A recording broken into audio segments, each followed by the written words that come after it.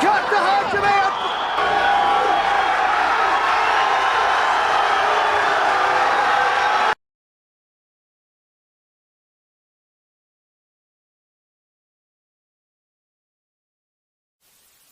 This is the Wrestling Old Head. You have entered the portal of pro wrestling. What the world is watching. This is your Backlash 2025 review from the Wrestling Old Head here in the portal of pro wrestling. About to break down this show that just happened this past Saturday like a shotgun. This was a event that I had envisioned being a little bit more hype than it was. But given the fact now, in hindsight, that they only had 3 weeks to build this up, and they have an array of PLEs that are coming out. I don't know if Worlds Collide is going to be a PLE event, spectacular, but it's happening on the afternoon of Money in the Bank. You've got 2 Saturday nights main events coming within 2 months of each other. There's a lot going on in the WWE as we gear up for the summer. So there's very little preparation for this event. All in all, when I look back, I have to say that this event really was reminiscent of the first WWF In Your House events that happened in 1995, where it was about 5 matches on the card and it was about 2 hours. This, although normally PLEs like last year's Backlash had about 5 matches and it was over 3 hours long, this one clocked in just under 3 hours. I don't know if there was because there was a timing issue with other events going on, or if, given certain match times, they probably didn't want McAfee and Gunther to have a 33-minute classic or anything like that. We'll get into that later, but regardless of what it was a tight and efficient PLE, in my opinion. It accomplished what it was supposed to accomplish, which was bridge the fallout from WrestleMania with what's going to be building up to the summer.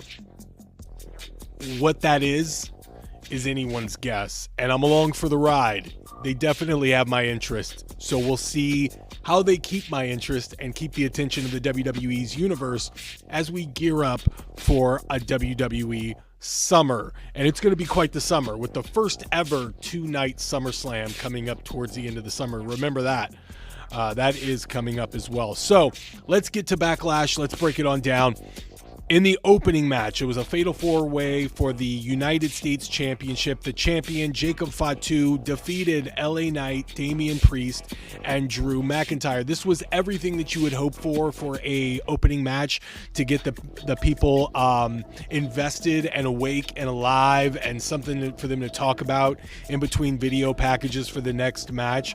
This had it all. There was brawling into the crowd. There were everybody hitting their spots. I did feel that there was a lot of like one-on-one action in the Fatal 4-Way. Very, very interesting that they went that route. But it was fine. I mean, like I said, there was, when there were 2 guys wrestling out into the crowd and then 2 guys wrestling into the ring, that was fine. But there were a couple of moments where, if I remember correctly, 2 of the guys would be on the outside resting, getting a breather, trying to get back to their health bar. If this was a video game, their health bar back to green or whatever. And there were 2 guys in the ring most of the time. So it did seem like a singles match for a majority of the match. But I think it accomplished everything that it was supposed to accomplish. It was a little above perfectly acceptable wrestling for me. I don't know if I'm going to start doing like star ratings, asterisk ratings. I don't know what I'll do. But given the fact that I do, as a commentary channel, I do enjoy providing my insight of what happened in the match and where it's going, and albeit not as thorough as some other channels, I do feel like eventually I'm going to probably head towards the rating system. Whatever that is, I don't know. I'm going to put my head together. I'm going to think about it. I'll figure something out. I'll make it fun. I'll make it interactive. We'll see what goes on. But Jacob Fatu wins this via the debut of Jeff Cobb. Now, Jeff Cobb had been rumored to being a part of the WWE since a little bit before WrestleMania, and we weren't sure how he was going to get himself involved in the WWE system. I know I had even gone as far as to mentioned that he should come in as Matanza, formerly of Underground, Lucha Underground, the character that he had there. I thought that would be a nice, refreshing change. Although, I mean, maybe I'm the only one that has been a real proponent of Lucha Underground and a fan of what they did when they were on Netflix for that few season arc. But, you know, I thought that would have been interesting. But it looks like they're going with just Jeff Cobb being available and being a part of the Bloodline. Something interesting about this new Bloodline continuing here with Solo bringing in Jeff Cobb and Jacob Fatu kind of giving the, you know, what the fuck face. I love this idea. It continues the story, but what it also projects is this idea of maybe Jacob breaking out of the Bloodline story altogether. Maybe not wanting to be associated with the OG Bloodline or the new Bloodline and really branching out on his own. And then eventually we get the Usos in Solo against Team New Japan, because really that's what you see in the new Bloodline is they're more New Japan than they are WWE. You've got Tama Tonga, Tonga Loa, Jeff Cobb now. And I believe Jeff Cobb was a part of United Empire, which was the group that had Will Ospreay, and Tama Tonga and Tonga Loa were Bullet Club, but the same rules apply. New Japan, their presence is heavily felt in this Bloodline, and I find that to be interesting. So keep your eyes peeled for that. There's a history between Jeff Cobb, Tama Tonga, and Tonga Loa, and if I did enough research, I'm sure that I could dig up a tag scenario that they've had before, or some kind of interaction between the three at some point. So maybe Solo is, unbeknownst to him, creating a group that may be bigger than what he's able to contain, right? Jeff Cobb, not a family member, not even a Samoan, I want to say. Maybe he has a little Samoan, but I don't remember him being a real Samoan. He's an Islander for sure. I don't know if he's Samoan. Tama Tonga, Tonga Loa, family by the friendship of Haku and Rikishi. So it's interesting that this Bloodline is technically not even a bloodline anymore. It's just a group. And maybe Jacob brings that up, but we'll see. We'll see. He didn't seem too happy with the idea of Jeff Cobb coming in and even interfering in the match. That doesn't seem to be something that he was made aware of ahead of time, or something that he's even into. So Jacob wins. Great opening match. Set the tone for the rest of the night. Lyra Valkyria successfully defended her WWE Women's Intercontinental Championship by defeating Becky Lynch.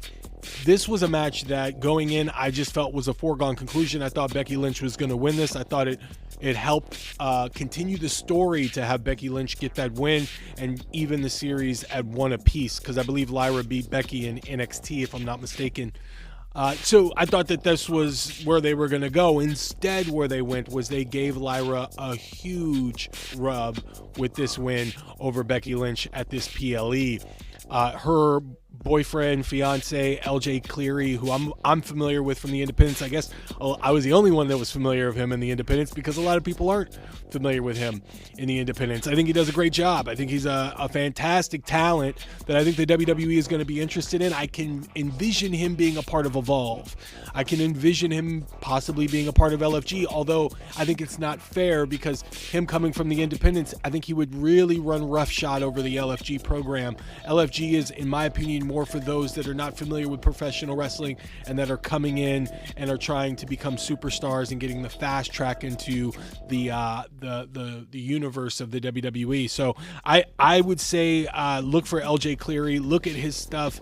He doesn't look like the biggest professional wrestler, but he certainly wrestles like one. And I've seen a couple of other wrestlers come to bat for him because, you know, the internet, they thought he was a dweeb or whatever. I mean, hey, say what you will about his look.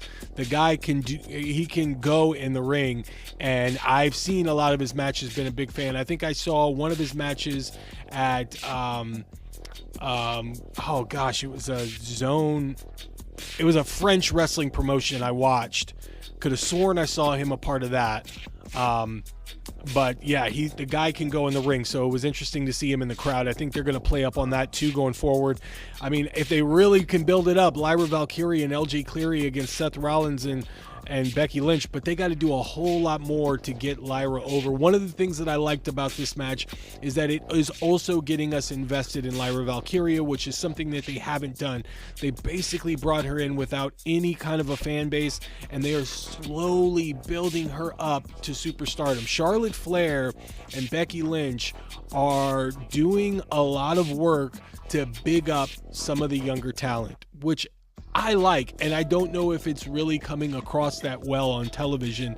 Maybe it's subtle. Becky Lynch more out there than maybe a Charlotte Flair, but Charlotte Flair is doing a lot to big up Tiffany Stratton. Whether she wants to or not, I don't know, but it is interesting to see them helping the younger talent to get more over and get more accepted by the WWE universe. This match probably was my favorite match of the night. Lyra Valkyria and Becky Lynch have great chemistry. I saw a lot of old school wrestling in this match that it really made me smile. The surfboard, the hard hitting aspects of professional wrestling, and the selling was amazing between these women. They have a great chemistry. You can see that they're very familiar with one another, and Becky Lynch can put on a great match in her sleep. She's really a tactical professional wrestler, and she does a great job. She doesn't get enough credit for the amount of work that she puts in the ring, in my opinion. I know that the gimmick, the man, and some of her promos, whether you love them or hate them, are more talked about, but when it comes to her in the ring, she really puts on great matches effortlessly. I thought that was a really good match, and I thought even though Lyra got this win, they still are furthering the story with Becky Lynch getting a post-match beatdown, having to be pulled away from Lyra, who looked like she had broken her nose a little bit, or at least got dinged up with in the nose, and Becky was doing the arm bar. So it's interesting to see where they go from this going forward. I would like to see Becky get a heavy, like a bodyguard, somebody that can be by her side, because I believe Lyra has a few of the women there that she can lean on as well. I would love to see Becky get like a Jordan Grace to be by her side. Inevitably, I do believe there's going to be some kind of a bridge between Seth Rollins' visionary group and Becky Lynch. I don't know how they do that. I don't know if Becky joins the group or is just kind of associated via proxy by the fact that she's the wife of Seth Rollins, but we'll see how that goes. I do know that they haven't even shown Bayley yet. I don't know the status of Bayley, but they're keeping her off TV because they really want you to react when she shows up again, possibly to save Lyra. And I think that's why Becky should have someone by her side, like a bodyguard type that really starts to attack Lyra. And then that's when you get Bayley that comes down to make the save. So it'll be interesting to see where they go with that, whether it's Lash Legend or Jordan Grace, or even the big lady from the LFG program, Bailey Humphrey. I don't know. I still haven't watched all of LFG, so I don't know if she was cut or anything like that. But she is a monster, and her name is Bailey as well. So she's like Bailey squared. She's like Bailey cubed. She's huge. She's humongous. If Becky brings her in, and her name is Bailey, I think that could be a huge thing. I mean, I know Bailey Humphrey is probably a little on the green side, but you want to capitalize on her prowess, and you want to bring her in and get her in the mix and get her going, because she is going to be something big. I've seen on Instagram some of the things that she did in LFG going viral. I would capitalize on that right away. She looks like a monster, and you would really want to see her get more than just starting up from enhancement talent and moving up, because we basically seen that with LFG. Get her in the mix and have Becky Lynch bring her in as a bodyguard type, attacking Lyra, saying that she's got Bailey, and everybody's like, oh my gosh, Bailey's joining Becky, but not the Bailey you think. And then have Bailey come back and help Lyra. That's where I would go with it. But enough of me fantasy cooking. Again, I thought that was this was probably the best match of the night between Becky and Lyra, and I thought they did a great job, and it was a nice way of continuing the feud. So good victory for Lyra there. Gunther defeated Pat McAfee in 14 minutes. This went a little bit longer than I thought it was going to go. I had envisioned it going about 8 minutes with Pat trying to fight his way up and Gunther just mauling him like a bear, attacking a hungry bear, attacking a hiker by a salmon like stream. I really thought it was just going to be a massacre. But it was Gunther basically toying with Pat McAfee, not finishing him when he should have. I thought that they gave a lot of offense for Pat McAfee, but because he's been like a trained wrestler for so long with Rip Rogers and everything, he had a little bit of ring rust that he exhibited. But I understand why they didn't make it a complete mauling, because Rip Rogers is a fantastic professional wrestler, and so because he trained Pat McAfee for as long as he did, I can understand why they didn't go that route. I did think it was going to go a little bit different. Michael Cole being involved, I didn't think he was going to try and do hold his leg down for the 3 count and everything. There were a couple of spots there where I did expect for a minute there, I was like, holy shit, are they going to let Pat McAfee win this? So they did utilize that tension a little bit. It was very interesting to see Gunther tip the hat to Pat McAfee instead of a beatdown afterwards. I'm perplexed by where they're going to go with this Gunther scenario here. I mean, I don't know where they're going. I thought he snapped. And after that post-match, kind of showing respect, I don't know where they're planning on going after this. I'm glad that they gave Gunther the win, but this kind of character change for him, I don't know if it's a character change or evolution or whatever they're doing. I'm very fascinated by it. I have no idea what they're doing, but I'm interested. We'll see what they do. I just didn't expect them to kind of domesticate Gunther the way that they have. I thought he was going to be a little bit more of a world beater until somebody came in and tried to stop him or stop or at least slow him down a bit. But Gunther wins, and it was a good showing by Pat McAfee, though. I got to give him props. He did good. He did really good for what it was worth. Dominic Mysterio beats Penta for the Intercontinental Championship, another Intercontinental title match here. This was perfectly acceptable wrestling, in my opinion. I thought there were a few great spots, a few moments there that were very exciting. I think Finn Balor, his interference and what he was doing there, I think it's going to set up for a Finn Balor face turn, although I don't know what's going on. I thought it was particularly an exclusive WrestleMania crowd reaction that Dominic Mysterio got, but it looks like he got a pretty big reaction. Even with how popular Penta has been, the crowd still seem to be behind Dominic Mysterio, and I have no idea how they're going to work around that. It's not as it's not as big as the reaction that Jacob Fatu gets, but Dominic Mysterio is starting to get a big reaction now. And I mean, this crazy, because considering what he would get like 2 years ago, where he couldn't even get a word out and the crowd was like booing him.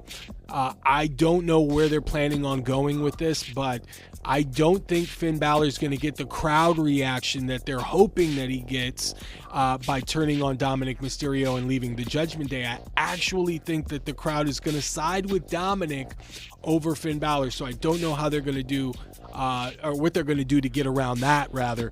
And then they have this idea with Chad Gable, aka El Grande Americano, getting involved.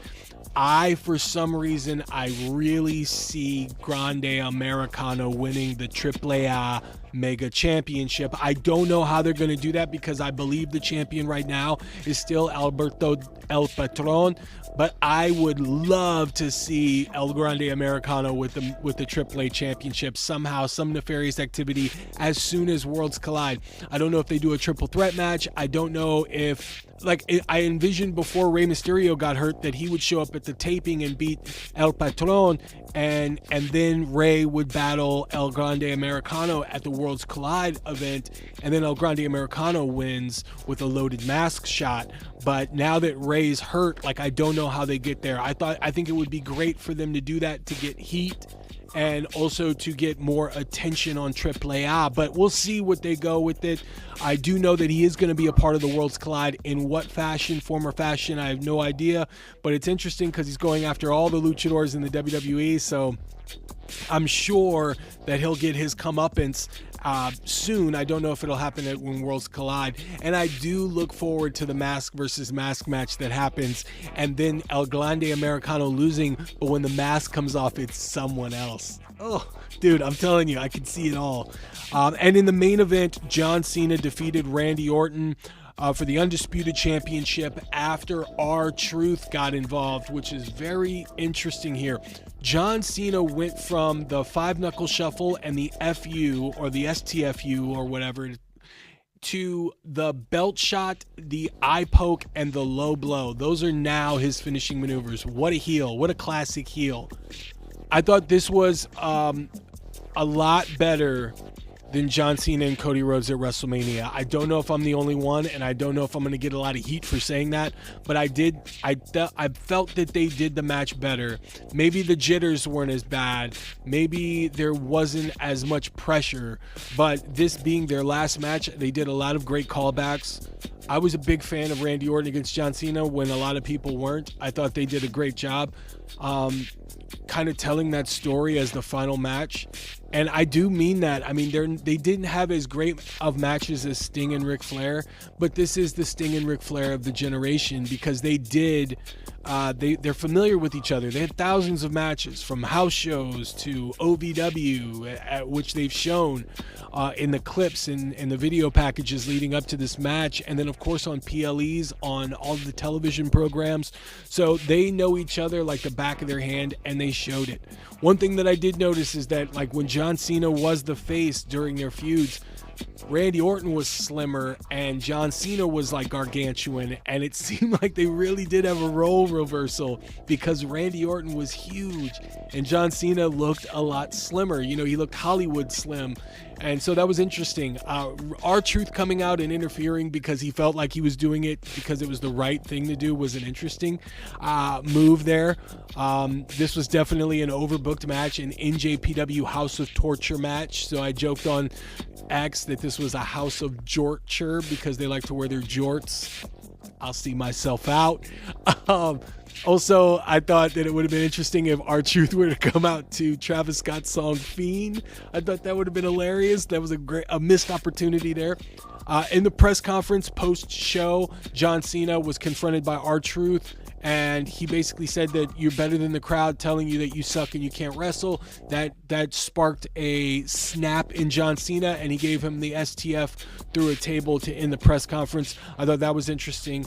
I don't know if they're going to do John Cena against R-Truth at some point. Maybe it's Saturday night's main event. I'm not sure. Or if they were just going to leave it alone as that. But I like the idea of John Cena going after his friends as well, like the people that actually stood by him.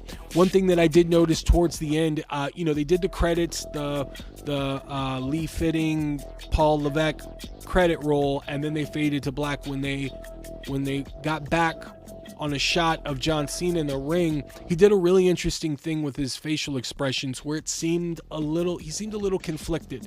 He seemed like he wasn't really happy with what he was doing. Now, it's a change from when he won the match at WrestleMania and he won his championship. He was smiling when he went to the back.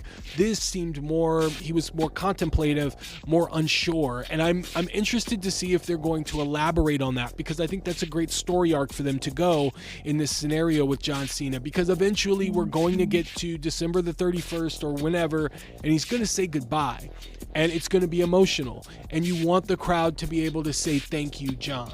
So I like that they're planting that seed right away. And if anyone is going to call out his bullshit, it would be CM Punk. I think CM Punk showing up and really letting John Cena know the truth can ignite an anger in John Cena, but also maybe light that match, light that spark, light the candle to him realizing that maybe he's doing this the wrong way and he can do it a different way. So I think that facial expression is an important story beat, that if that was an accident or if it was just supposed to be subtle and they're planting the seeds, I would love to see that seed bloom and sprout into something glorious as we conclude the summer in the WWE.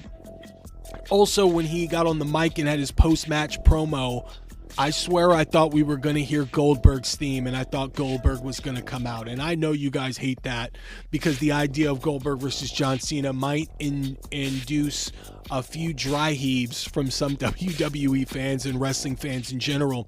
But you got to remember, they have never had a match. John Cena has never been in the ring with Goldberg. As far as I'm aware, this would be a first ever match, and you don't have too many first ever matches from wrestlers from that era. I don't even know, did John Cena wrestle Jeff Jarrett? That might be another one. Although Jeff Jarrett is tied up with AEW right now, but I don't know too many first ever matches from wrestlers from that era.